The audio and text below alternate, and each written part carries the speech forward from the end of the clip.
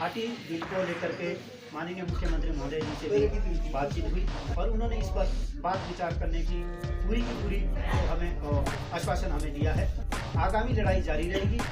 और जल्दी ही हम दिल्ली की तरफ कूच करेंगे। सीएम सुक्खू से मिला गिरिपार को एसटी स्टेटस का विरोध कर रही अनुसूचित जाति समिति का प्रतिनिधिमंडल। समिति पदाधिकारियों ने कहा कि हाटी ना तो कोई कबीला है और ना ही कोई जाति अथवा समुदाय। चीफ मिनिस्टर ऑफिस द्वारा एफबी पेज पर शेयर की गई मुख्यमंत्री के साथ समिति पदाधिकारियों की तस्वीरें। गिरिपार की सवर्ण आबादी को अनुसूचित जनजाति दर्जे संबंधी बिल राज्यसभा से पारित होने से रोकने के लिए राष्ट्रपति व कुछ सांसदों से भी मिलने का समय लेंगे समिति पदाधिकारी। गत विधानसभा चुनाव में हाटी समिति ने भाजपा को समर्थन किया था तो अनुसूचित जाति समिति ने की थी बीजेपी के विरोध में पद यात्रा। गिरिपार की सबसे ज्यादा 103 पंचायतों वाले शिलाई व रेणुकाजी विधानसभा क्षेत्र में हो चुकी है विधानसभा चुनाव में भाजपा उम्मीदवारों की हार। एट्रोसिटी एक्ट तथा एससी पॉपुलेशन के कुछ अन्य अधिकार समाप्त होने के नाम पर सवर्ण आबादी को एसटी स्टेटस का विरोध कर रही है अनुसूचित जाति समिति। समिति अध्यक्ष एडवोकेट अनिल मंगेट के अनुसार अनुसूचित जाति वर्ग को शामलात भूमि न मिलने व एससी सब प्लान के बजट का दुरुपयोग होने संबंधी मुद्दा भी मुख्यमंत्री के समक्ष उठाया गया। विधानसभा चुनाव में गिरिपार में भाजपा की हार के बावजूद गत माह लोकसभा से पारित हो चुका है 1,60,000 की सवर्ण आबादी को एसटी स्टेटस दिए जाने संबंधी बिल। हाटी समिति द्वारा 55 सालों से की जा रही है गिरिपार को अनुसूचित जनजाति दर्जा दिए जाने की मांग। सिरमौर जिला के गिरिपार क्षेत्र के 154 के करीब पंचायतों की लगभग 1,60,000 की सवर्ण आबादी को शेड्यूल ट्राइब स्टेटस दिए जाने संबंधी मांग को आरजीआई व केंद्रीय मंत्रिमंडल की हरी झंडी मिलने के बाद एक तरफ जहां लोकसभा द्वारा भी इस बारे बिल पारित किया जा चुका है, वहीं इस मांग का विरोध कर रही अनुसूचित जाति अधिकार संरक्षण समिति के हौसले भी सूबे में सत्ता परिवर्तन के बाद बुलंद है। दरअसल गत नवंबर माह में हुए विधानसभा चुनाव के दौरान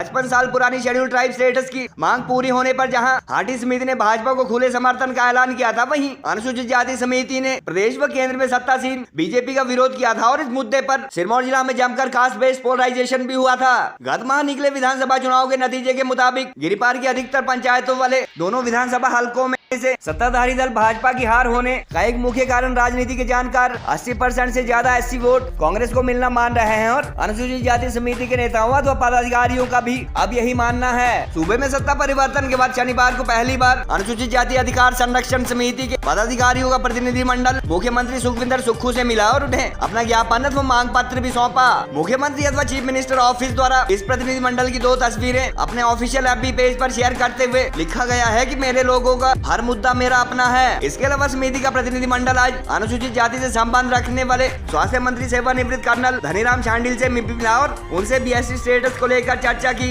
मुख्यमंत्री से मुलाकात के बाद अनुसूचित जाति संरक्षण समिति अध्यक्ष एडवोकेट अनिल मंगेट व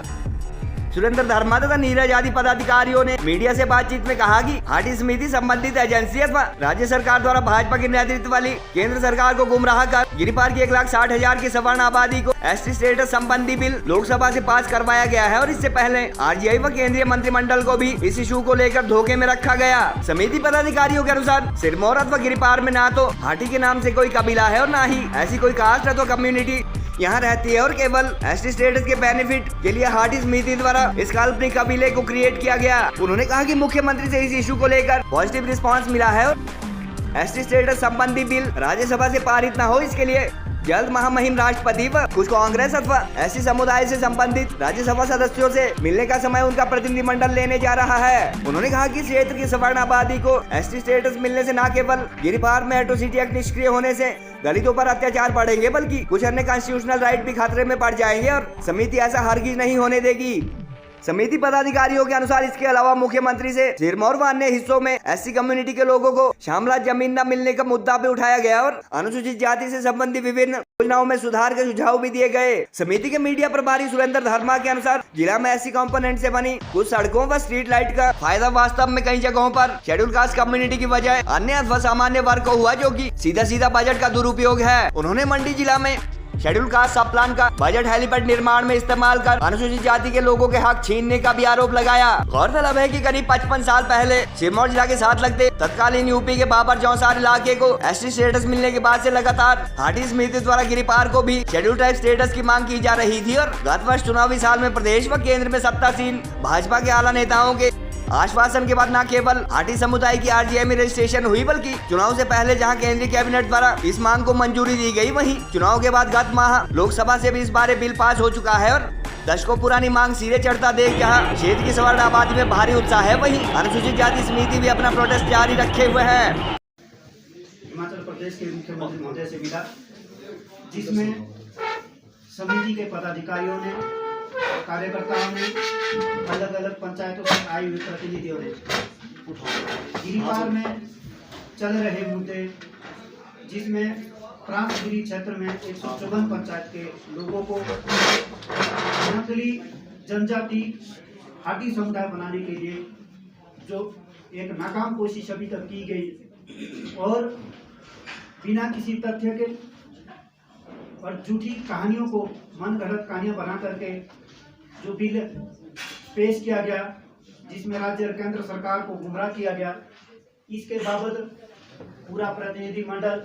गिरिपार संरक्षण समिति की अध्यक्षता में मुख्यमंत्री महोदय से मिला,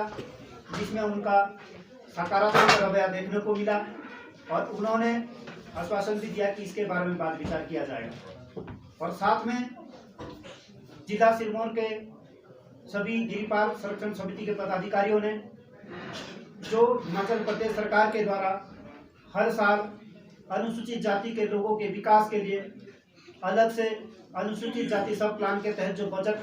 तैयार किया जाता है, उस बजट का आज तक दुरुपयोग होता था। जो बजट अनुसूचित जाति के लोगों के विकास के लिए आता था, जो अनुसूचित जाति की बस्तियों के लिए आता था, अनुसूचित जाति की जो स्पेशल योजनाएं हैं, उन योजनाओं के लिए आता था, उसका दुरुपयोग होता था। उस पैसे को दूसरे कामों में लगाया जाता था। यहाँ तक कि पिछली सरकार में कुछ पैसा तो सुनने में आया कि मंडी में जो हेलीपैड बना उसके लिए भी लगाया गया। तो अनुसूचित जाति के लोगों ने गिरिपार संरक्षण समिति की अध्यक्षता में ये मांग की है कि अनुसूचित जाति के लिए जो बजट आता है उसका दुरुपयोग ना किया जाए, उसका सदुपयोग किया जाए और जो जिसके लिए आया है वो उसके लिए लगाया जाए और जो उसकी न्यूनतम सीमा है 50,000 उसको बढ़ा करके 2 लाख किया जाए। ये भी अनुसूचित जाति के लोगों ने मांग की। गिरिपार संरक्षण समिति ने हाटी मुद्दे पर भी अच्छे तरीके से अपनी बात रखी और मुख्यमंत्री महोदय ने अपने सकारात्मक हमें आश्वासन दिया है और समिति की लड़ाई संसद, विधानसभा और राष्ट्रपति महोदय तक पहुंची है। तो हम लोगों ने समिति के माध्यम से ये जो ज्ञापन दिया है, आगे की जो लड़ाई हम दिल्ली तक भी जाएंगे और आने वाले अगले हफ्ते में राष्ट्रपति महोदय से, सभापति महोदय से, राज्यसभा के जो भी मेंबर जिनसे हमारा संपर्क होना है उनसे इस बारे में बातचीत की जाएगी। क्योंकि अभी लोकसभा में ये बिल पेश किया गया था, जिसमें प्रदेश के बीजेपी के जो अध्यक्ष सुरेश कश्यप जी ने अपना वहां जो पक्ष रखा था, तो उन्होंने जिस समुदाय से रिजर्व से लोकसभा कॉन्स्टिट्यूंसी से चुन के गए हैं, उन्होंने उन लोगों की बात ना रख करके ये जो राजनीतिक प्रोपोगेंडा तैयार किया है उसका भी हम विरोध करेंगे और साथ में अपनी बात राष्ट्रपति महोदय और सेंट्रल गवर्नमेंट तक पहुंचाएंगे ताकि असलियत का पता चल पाए। परंतु जिला सिरमौर में विशेष करके 3-4 जातियां रहती है, जिसमें राजपूत है, ब्राह्मण है और अपने जो अनुसूचित जाति के समुदाय में जो दूसरी अपनी सब कैटेगरिया है वो आती है। हाटी समुदाय नाम का तो कोई समुदाय वहां नहीं रहता है, ना हाटी कोई जाति है, ना कोई हाटी कबीला है। परंतु मुख्यमंत्री महोदय जी का जो सकारात्मक रवैया गिरिपार संरक्षण समिति को देखने का मिला, इसके लिए हम उनका धन्यवाद करते हैं। तो ये हमने कलेक्टिव डिसीजन ये लिया था